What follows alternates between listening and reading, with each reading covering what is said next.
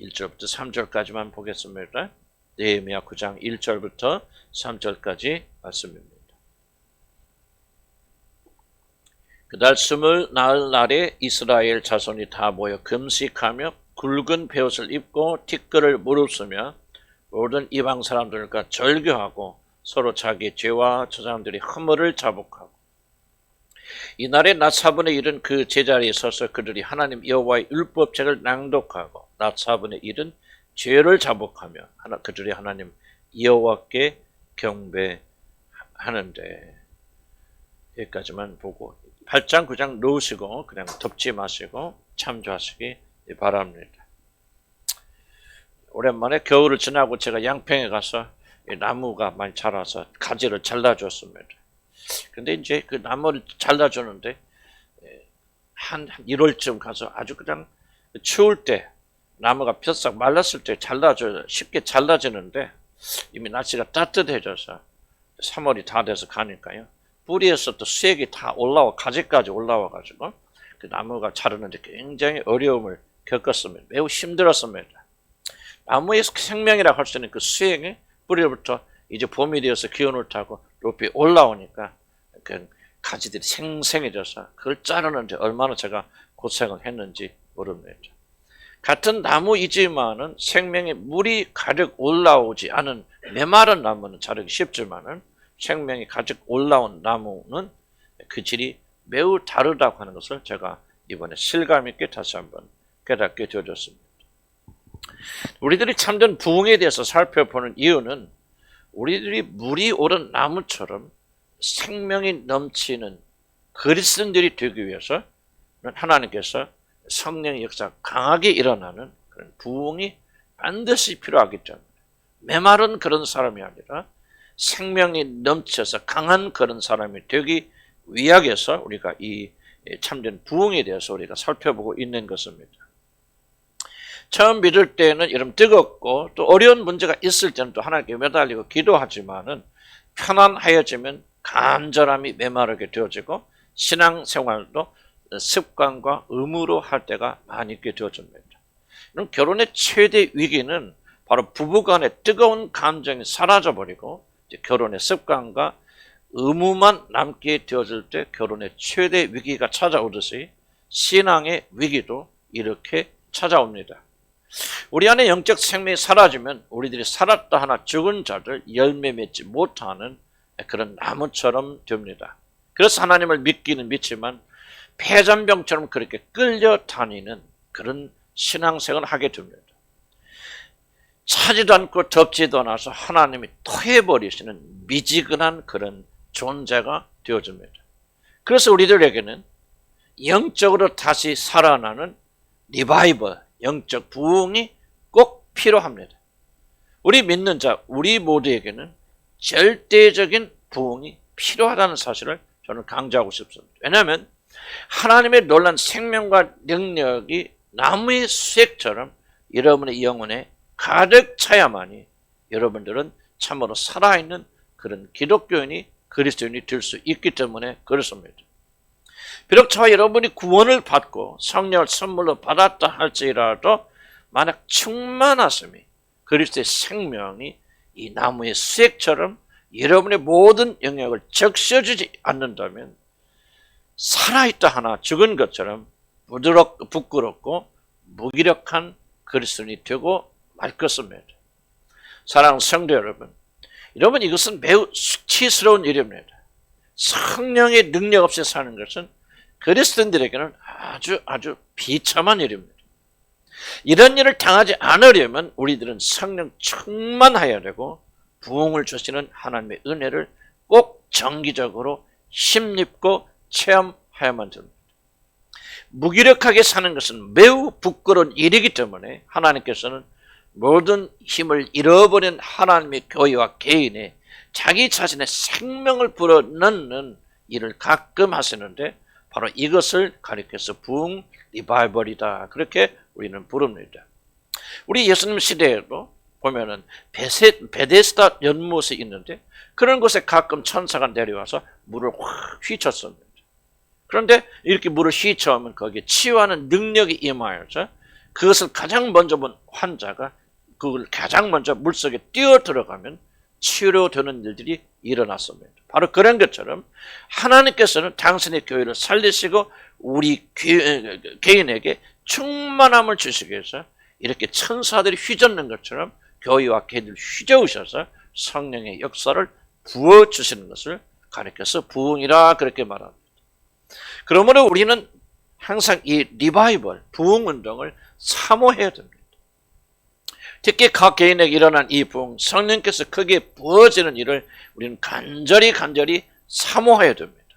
그래야만 우리들은 생명 넘치는 삶, 성장 그리스도인의 삶을 살 수 있기 때문에 그렇습니다.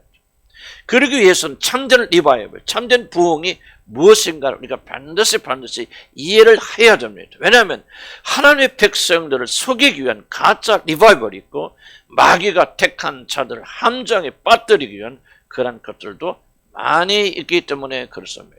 부흥이라는 그런 거짓 이름으로 온갖 잡것들, 이상한 짓을 행하는, 저도 과거에 그런 죄가 있습니다만은 그런 악한 일을 행하는 가짜 부흥 운동이 많이 일어날 수 있기 때문에 우리는 참된 부흥이 무엇인가를 반드시 성경적으로 이해해야 됩니다. 그래서 우리는 지난주에 참된 부흥은 하나님에 대한 깊은 관심과 열망에서부터 시작되는 거예요. 이것이 바로 참된 부흥이라고 그렇게 말했습니다. 참된 부흥은 하나님께서 죄인들을 사랑하시는 그 놀라운 사랑을 더 깊이 알고 싶고 맛보고 싶은 열망에서부터 시작이 되어집니다. 그러나 가짜 부흥운동은 신비한 기적이 많이 일어나고 예언과 방언과 그런 은사들을 체험해서 무엇인가 그 센세이션을하고 아주 감각적인 체험하려고 하는 그런 데서부터 가짜 부흥운동이 시작됩니다.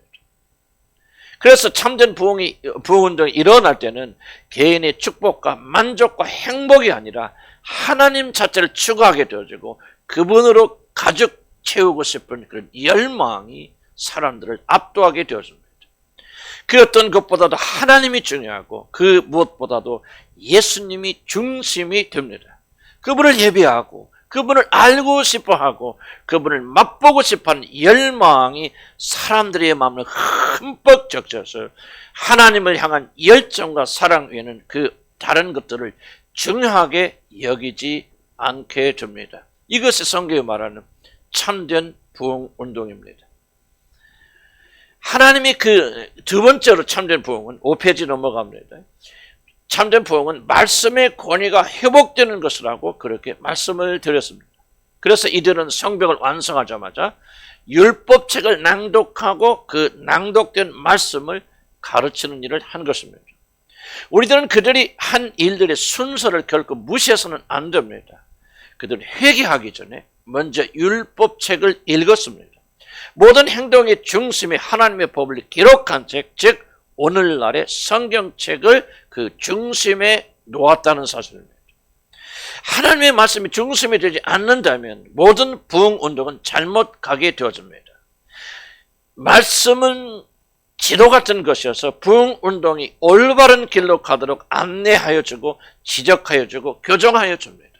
그러나 가짜 성령 운동은 신비주의 운동은 모든 성경을 다 내려놓고 기도하고 체험하고 찬양하고 이런 것으로 흘러 들어가고 그 중심에서 교묘하게 하나님의 말씀은 사라지게 되어지는 것입니다.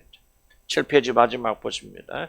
리바이벌 부흥운동이라 말하면서 성경의 절대적 권위를 인정하지 아니하고 그 기록된 말씀의 안내와 지시를 받지 아니할 뿐만 아니라 자기 자신의 체험과 경험을 앞세우게 된다.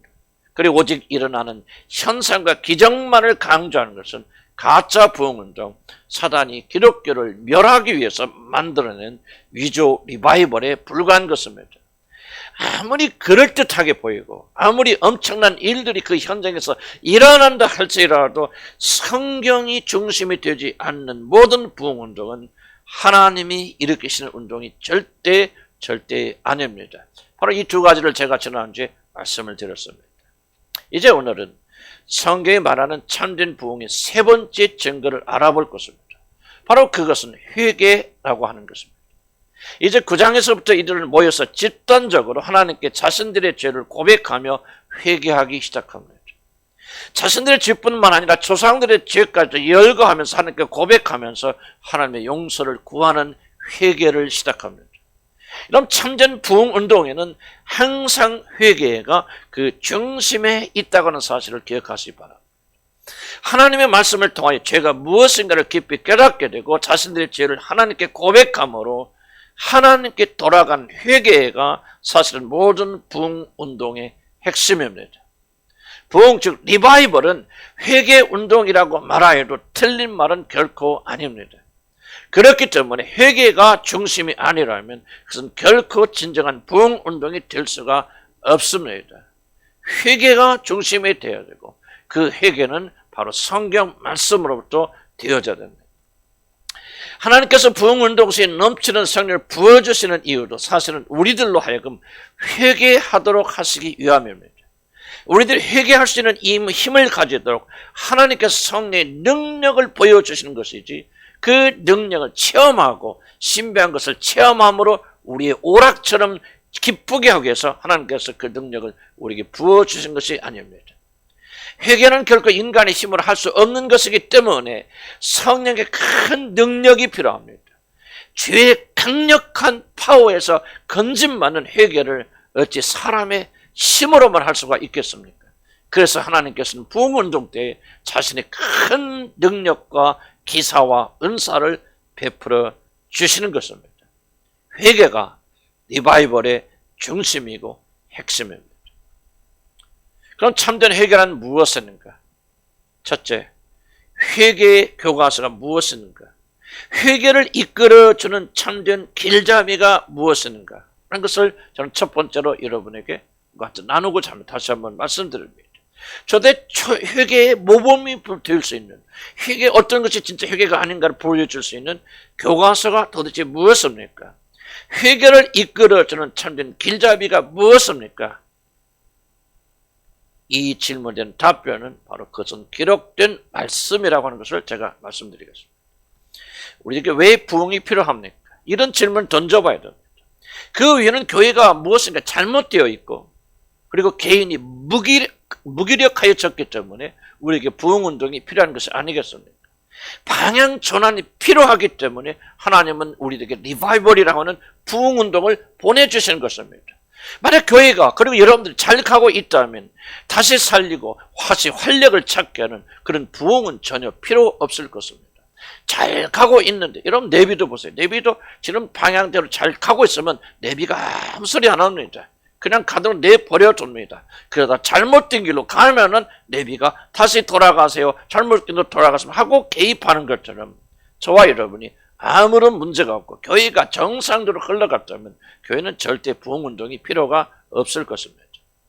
그래서 리바이벌 운동은 다른 말로 표현하면 대각성운동, 크게 깨닫는 그런 운동이라고 그렇게 말합니다.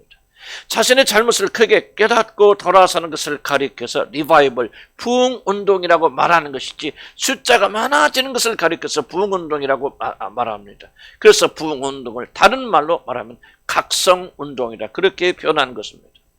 그래서 회개가 부흥운동의 중심축이 되는 것입니다. 만약 회개가 없다면 리바이벌은 절대 일어나지 않습니다. 대각성 영적 갱신은 오직 회개와 함께 오는 것입니다.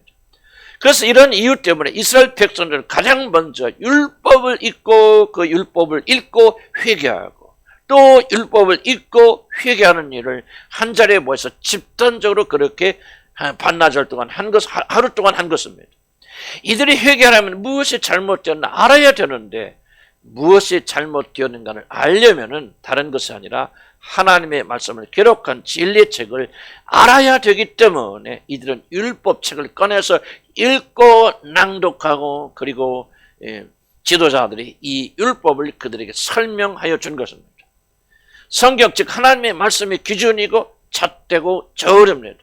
시편 119편 105절에서는 하나님의 말씀은 어둠을 밝히고 올바른 길을 알려준 등불이라고 그렇게 기록하고 있습니다.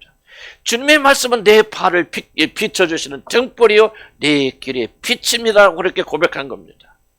죄는 하나님의 말씀을 어기는 것이고 하나님의 기준에서 벗어난 것입니다. 그렇기 때문에 무엇이 잘못되었는가를 알려면 먼저 무엇이 옳은지 무엇이 의로운 일인지를 알려주는 저울과 잣대가 반드시 필요합니다. 바로 그것이 진리의 말씀인 성경입니다. 우리는 진리의 잣대, 진리의 저울에 따라서 무엇이 잘못되었나, 무엇을 회개하여 될 것인가를 알기 때문에 부흥운동을 일으키실 때는 하나님께서 성령을 부어주신과 함께 그 무엇보다도 말씀의 권위를 회복시켜 주십니다. 그래서 율법책을 읽게 하시고 암송하게 하시고 그 말씀의 뜻을 알게 하십니다. 제가 왜 우리 교회에 대한 소망이 생기고 부흥에 대한 관심을 가지게 되었냐면 바로 로마서 암송을 우리가 계획하지 않았는데 성령께서 이 일을 시작하시기 때문에 이것은 하나님께서 우리 교회에 어떤 부흥을 주시려고 하는 사인이구나, 징조라고 하는 사실을 제가 기쁨으로 받아들인 것입니다. 그래서 우리들이 하나님의 말씀을 읽고 묵상하고 그 뜻을 깨닫게 되어질 때 자기 자신의 죄를 발견하고 회개하고 돌아서서 우리가 회복되는 것입니다. 한마디로 성경을 통하지 않고서는 우리는 절대로 회개할 수 없고 부흥운동은 완성될 수가 없습니다. 성경이 없으면 리바이벌은 절대로 일어나지 않고 성경이 중심이 되지 않는 리바이벌은 곧 무너지게 될 것입니다. 저도 이번에 아주바리에서 일어난 이것을 지켜보면서 이제 4주가 넘어가니까 많은 부정적인 리포트들이 올라오기 시작합니다. 그게 진짜인지 가짜인지. 제가 지켜보고 있는 것은 그 집단이 이렇게 많은 성례 역사 일어나고 그러는데 과연 성경이 중심이 되는지 아닌지 제가 굉장한 관심을 가지고 지켜보고 있습니다. 성경을 엮지 않는, 성경을 통하지 않고는 우리는 결코 회개에 들어갈 수가 없습니다. 저는 최근에 어떤 자매의 고백을 들었습니다. 그 자매가 결혼 후에 남편이 자기 자신만을 사랑하고 자신을 존중하도록 하여 주기 위해서 모든 에너지를 여기에 쏟았다고 그렇게 고백하였습니다. 그런데 남편이 자기 원하는 대로 자기를 사랑해 준 것 같지 않고 자기를 존중하여 준 것 같지 않았기 때문에 오랜 시간 동안 마음이 공허하고 평안이 없었다고 그렇게 저에게 고백하였습니다. 특히 요즘 들어서 이런 고통이 더욱더 심해져서 심히 고민하고 번민하고 마음이 복잡해졌다고 그렇게 말합니다. 그런데 얼마 전에 예수님께서 가나사의 광인에게서 귀신을 쫓아내시는 그런 성경을 묵상하면서 큰 깨달음이 이 자매에게 왔답니다. 내가 거라사 광인처럼 살아왔구나. 이미 남편이 나를 사랑하고 이미 나를 존중하고 있었는데 내가 그것을 보지 못하고 남편이 나를 사랑하고 존중하게 만들려고 그렇게 거라사의 광인처럼 내가 미친 여자로 살아왔구나 하고는 깊은 깨달음이 이 자매에게 찾아왔다 그럽니다. 그래서 이 자매는 자신의 죄를 고백하고 하나님의 용서를 받았는데 얼마나 큰 평안이 자기에 임했는지 모른다고 저에게 고백하였습니다. 그래서 나는 그 자매에게 이렇게 말했습니다. 자매님, 자매가 그런 돌파가 있고 평안을 맛본 것도 저한테는 매우 매우 기쁜 일이지만 내가 더욱더 기쁜 것은 자매가 이제 성경을 통하여 하나님의 음성을 들을 수 있게 되었다. 다른 것이 아니라 성경을 통해서 하나님의 말씀을 깨닫고 하나님의 음성을 들을 수 있는 그런 자매가 되었다는 것이 저는 훨씬 더 기쁩니다. 자매에게 그렇게 말했습니다. 저는 그 자매와 대화하면서 그의 심령이 이 말씀을 받아들일 정도 나는 거라사 광인처럼 오랫동안 미친 삶을 살아왔다라고 받아들일 정도로 낮아지고 겸손하여진 것에 대해서 저는 얼마나 기뻤는지 모릅니다. 무엇이 이 자매의 오랜 시간 괴롭혀왔던 죄에서 회개하고 하나님의 평강을 맛보게 하였습니까? 바로 하나님의 기록된 말씀 여호와의 율법이 아니겠습니까? 그 기록된 말씀이 그의 심령을 누르게 되어졌을 때, 그의 심령을 찌르게 되었을 때, 베드로의 설교를 듣고 그들의 마음이 찔려서 형제들이 어찌하여 내가 구원을 받을 수 있겠습니까? 그렇게 말했던 청중들처럼 이 성경을 읽다가 하나님의 말씀이 그의 심령을 찌르게 될 때 이 자매는 그 말씀 앞에 굴복하여 회개하였다고 그럽니다. 바로 이 회개가 살 길입니다. 회개가 회복되는 길이고 회개가 생명을 얻는 길입니다. 생각해 보시기 바랍니다. 왜 우리는 고통합니까? 우리의 고통의 원인이 무엇입니까? 우리는 환경이 안 좋다, 뭐가 없어서 그럴 때 말하지만 에레미야서 5장 20절은 이렇게 말합니다.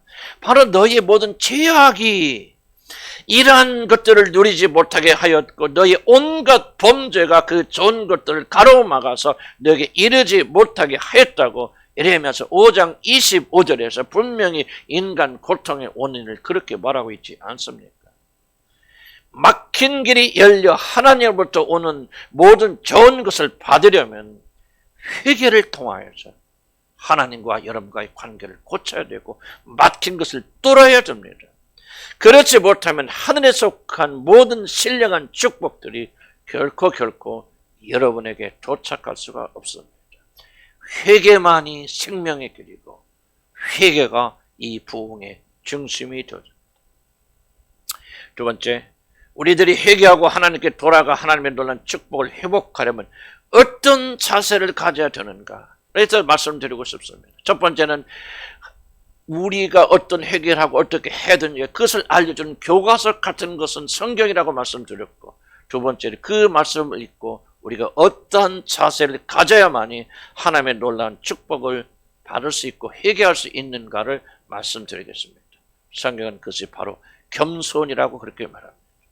낮아지고 깨어진 마음만이 하나님께 회개를 드릴 수 있다는 말씀을 저는 여러분과 같이 나누고자 합니다. 성경은 이들이 회개할 때 다음과 같은 세 가지를 하였다 9장 1절에 말합니다. 이들은 금식하면서 굵은 베옷을 입고 그리고 티끌을 물었었다고 말합니다. 바로 이것이 우리들이 회개하는 방식입니다.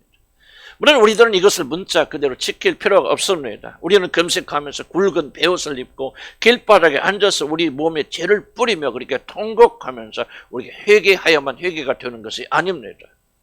그러나 이것은 회개하는 자들이 자신들을 이렇게 낮췄다는 것을 상징적으로 우리에게 보여주는 내용입니다. 제가 앞에서 말한 자매는 이렇게 말했습니다. 어떻게 해서 이런 돌파가 일어났습니까? 그때 하나님께서 이런 깨달음을 주셨다고 합니다. 남편이 나와 같은 사람과 살아주는 것만 해도 참 고마운 일입니다. 지금까지 그것을 보이지 않았고 지금까지 자기에게 잘못해주는 남편의 잘못만 보였지. 이같이 나 같은 여자와 살아주는 남편의 은혜가 사랑이 너무너무 크다는 사실을 그때 비로소 깨닫게 되었다고 말합니다. 자기 자신이 지금까지 이렇게 거만하게 살아왔다고 그렇게 고백하였습니다. 저도 제 아내와의 관계가 돌파된 계기가 사실은 똑같은 것입니다. 어느 날 하나님께서 성령께서 내 마음속에 깊은 생각을 주셨습니다. 항상 불평과 불만이 많았던 제 마음속에 성령이 이런 깨달음을 주셨습니다. 아, 내 아내가 나 같은 사람과 살아주는 것만 해도 고마운 일이야. 이것이 정말 머리에 지식이 아니라 내 가슴에 폭탄처럼 계시처럼 내게 임하였습니다. 바로 이 마음이 저를 회개로 이끌었습니다. 이러면 다른 것은 아닙니다. 낮아진 마음, 겸손히 우리들을 회개로 이끕니다. 하나님 앞에서 자기 자신 아무것도 아니다, 죽어 마땅한 자이다. 그래서 하나님의 자비 외에는 자신이 선할 길이 없다라고 진심으로 고백하는 것. 그래서 주여 나를 불쌍히 여겨 주시옵소서라고 그렇게 엎드려 고백하는 것. 십자가에 달린 강소가 주님을 향해서 낙원을 이룰 때 나를 잊지 마시고 기억하여 주옵소서, 나를 한번 생각하여 주옵소서라고 고백하는 것. 바울이 자기 자신을 향하여서 나는 죄인 중에 괴수라고 자신에 대하여 고백하는 것, 바로 이것이 겸손이고 이 겸손이 우리로 하여금 회개하게 만들어주는 것입니다.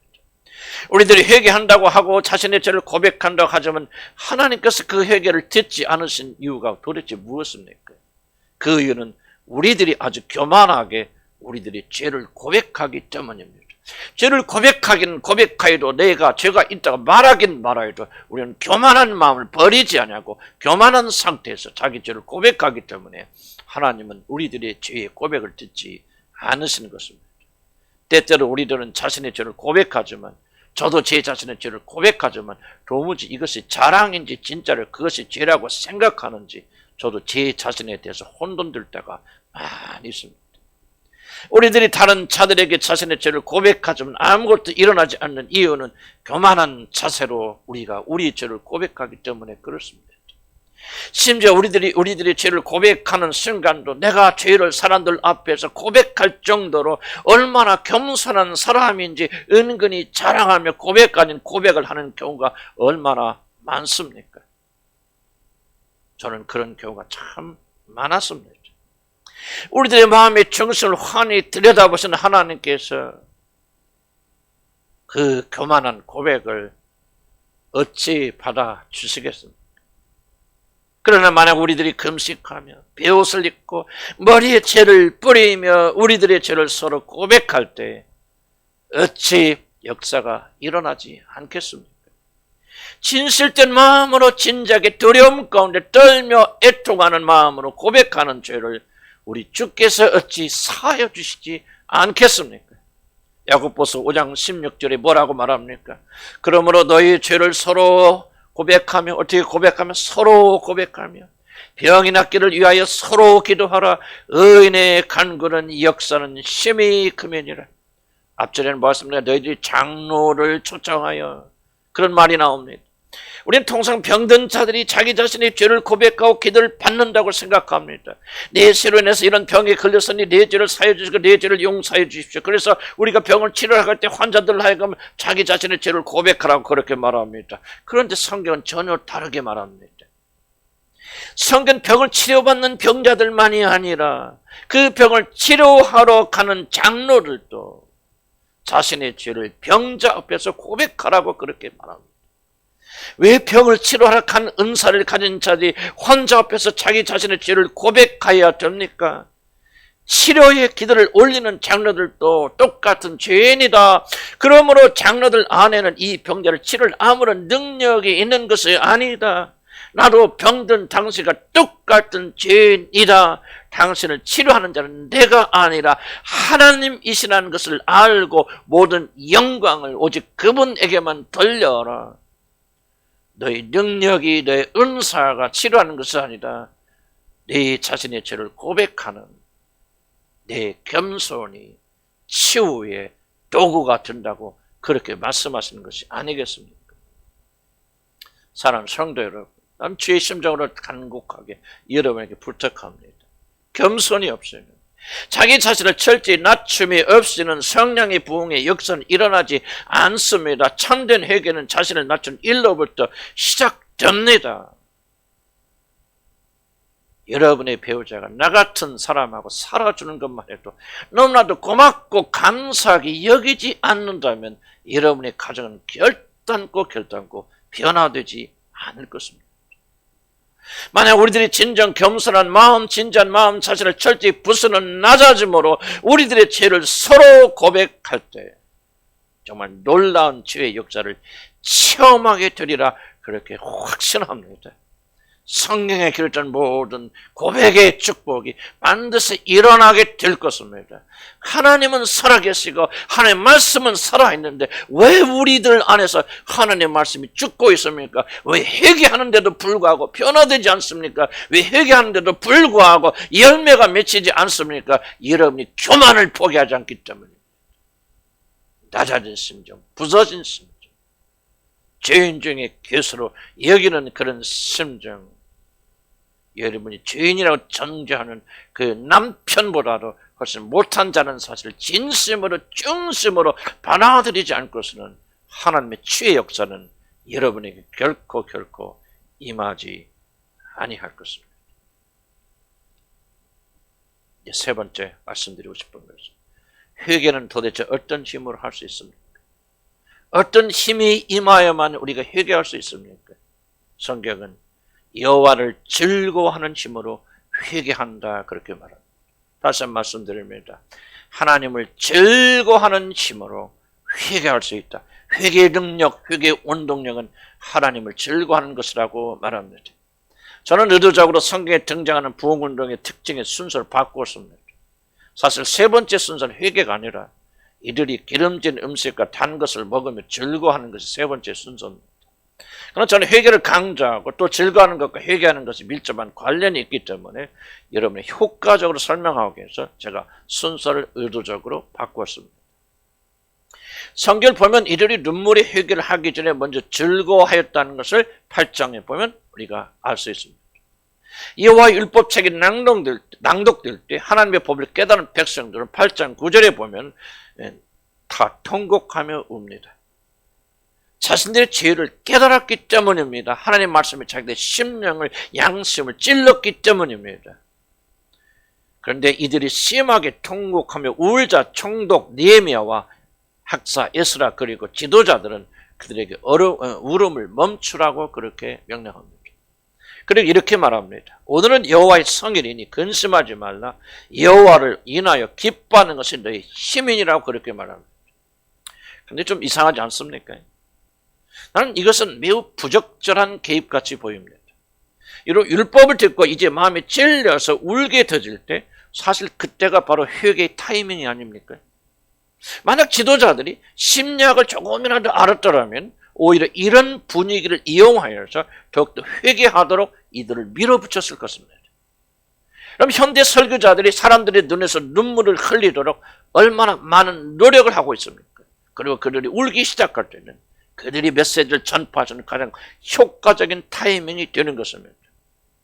그런데 이들은 어리석게도 오히려 이런 기회를 날려버립니다.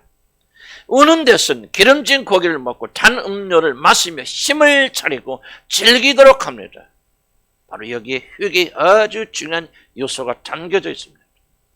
회개는 감정이 아니라고 하는 것을 여기서 말하고 있습니다. 우는 것이 회개가 아니라고 하는 것을 여기서 강조하고 있습니다. 그 이상의 것입니다. 참된 회개는 힘을 내서 의지를 가지고 오랜 시간 자기 자신의 죄를 끊어내는 일종의 마라톤입니다. 회개는 오랜 시간 많은 에너지를 필요로 하는 것입니다.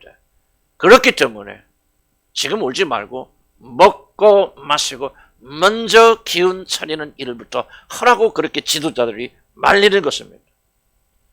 많은 자들이 회개를 오해합니다. 자신의 죄 때문에 잠시 울고 조금 슬퍼하면 회개가 되었다고 착각합니다.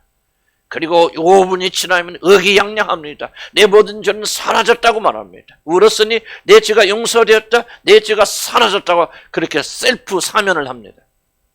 사실 성경에 기록된 청중들도 만약 지도자들이 이들을 말리지 않았더라면 그들은 조금 울다가 그치고 이제 회개하였다, 모든 문제는 다 해결되었다, 그렇게 착각하였을 것입니다.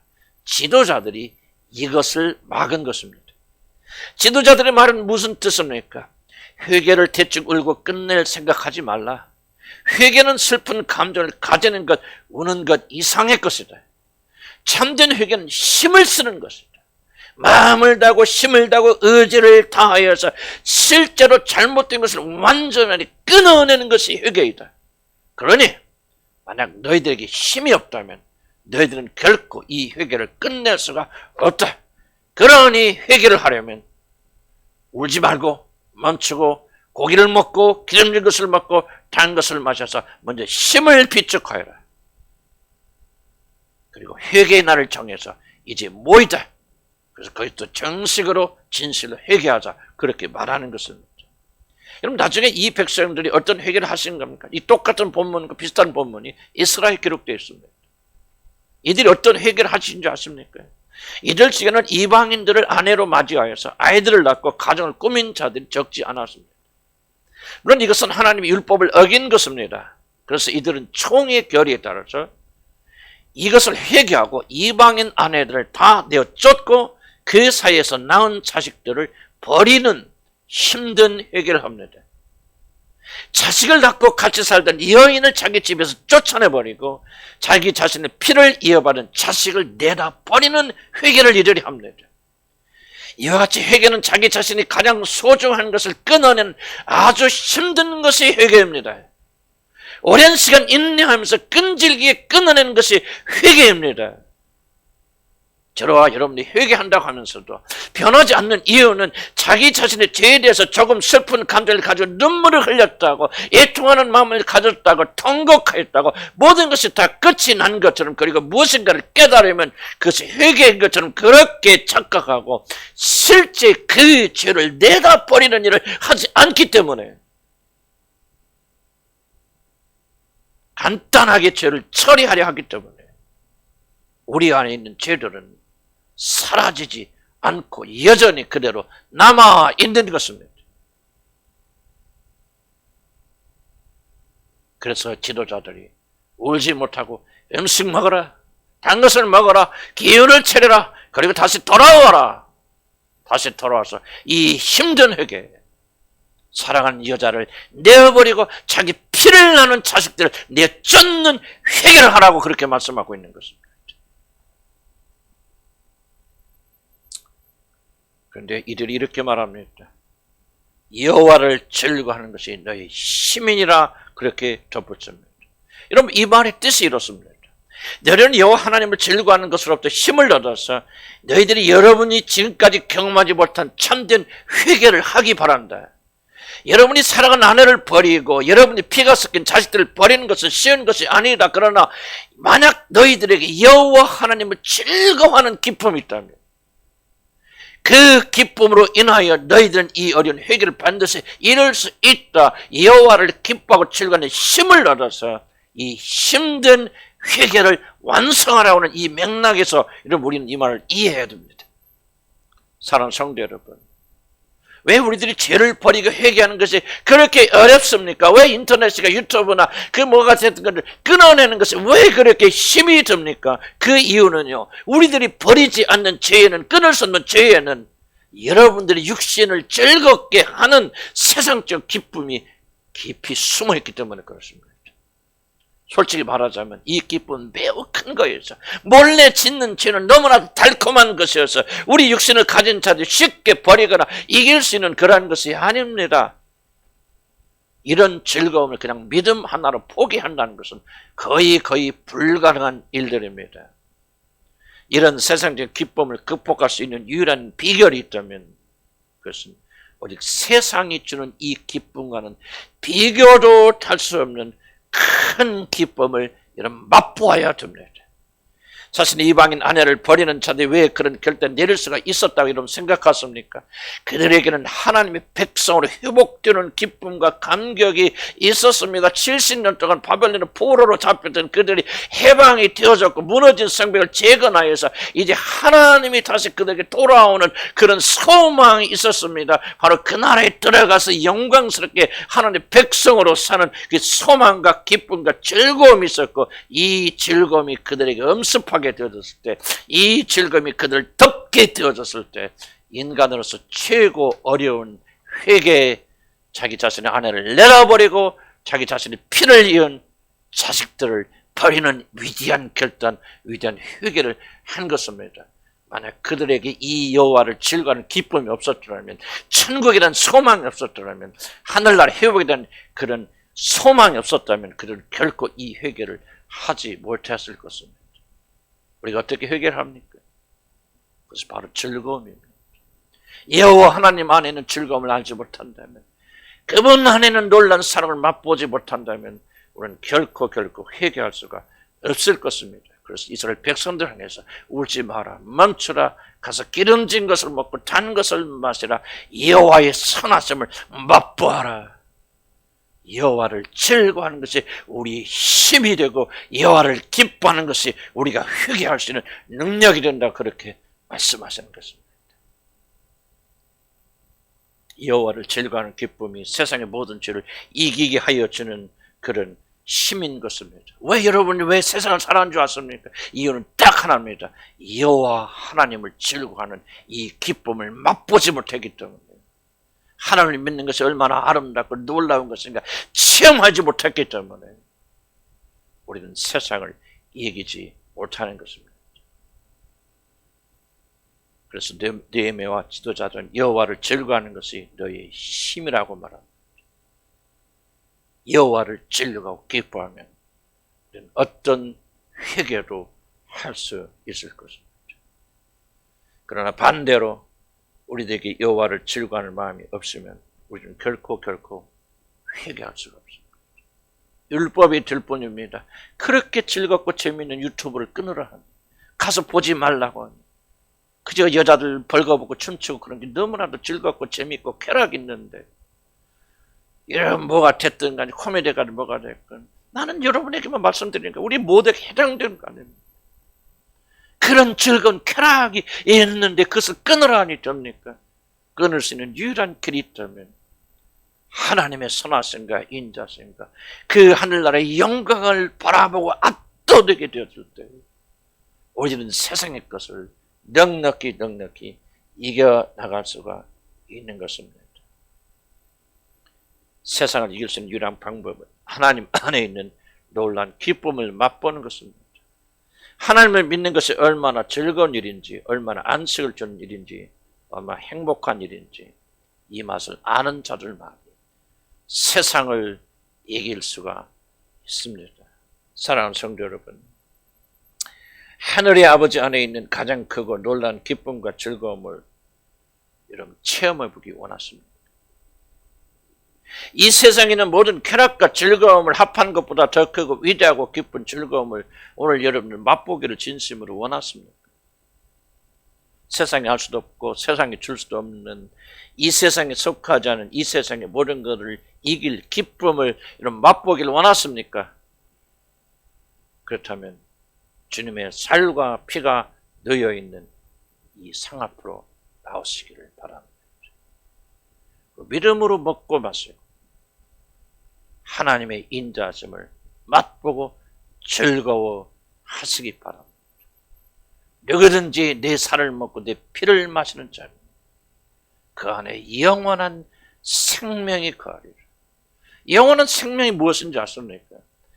하늘의 것을 기뻐하고 즐거워하는, 하늘의 것으로 충만한 자들, 하늘의 것 하나만 있으면 만족하는 자들, 온 우주의 모든 세상을 다 버려도 오직 아버지 한 분이었으면 예수의 생명이 충만하였던 것처럼 예수의 생명이 우리 안에 거하면은 모든 것을 이길 수 있다고 하는 참된 즐거움으로 삶는 이것이 바로 그리스도의 생명이 아니겠습니까? 믿음을 가지고 나오시기 바랍니다.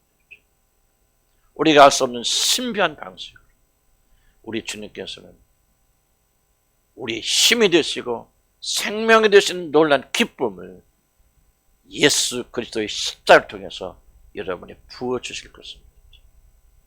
이것이 아니라면 우리는 세상을 이길 수 있는 아무런 기쁨을 가질 수가 없을 것입니다. 십자가의 비밀을 아는 자들만이 세상을 넉넉히 이겨나가는 즐거움이 임하게 될 줄로 믿습니다. 기도하십시다.